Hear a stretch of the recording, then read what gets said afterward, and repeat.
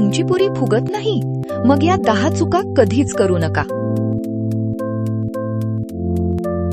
Tip 1. पीठ खूप मऊ भिजवू नका. पुरीचे पीठ चपातीपेक्षा थोडे घट्ट असावे. टिप 2. पिठात खूप जास्त पाणी घालू नका. पाणी नेहमी थोडे थोडे घालून पीठ मळा. टिप 3. पिठात थोडे तेल घाला. यामुळे पुरीचा पोत छान होतो आणि पुरी कुरकुरीत राहण्यास मदत होते. टिप 4. पुरी खूप पातळ लाटू नका. पुरीची जाडी सर्वत्र जवळपास समान असली पाहिजे. टिप 5. लाटताना जास्त कोरडे पीठ वापरू नका. हे अतिरिक्त पीठ तेलात जाऊन तेल खराब करू शकते.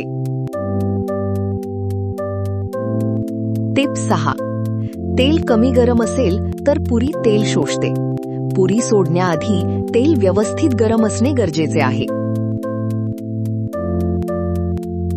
टिप 7.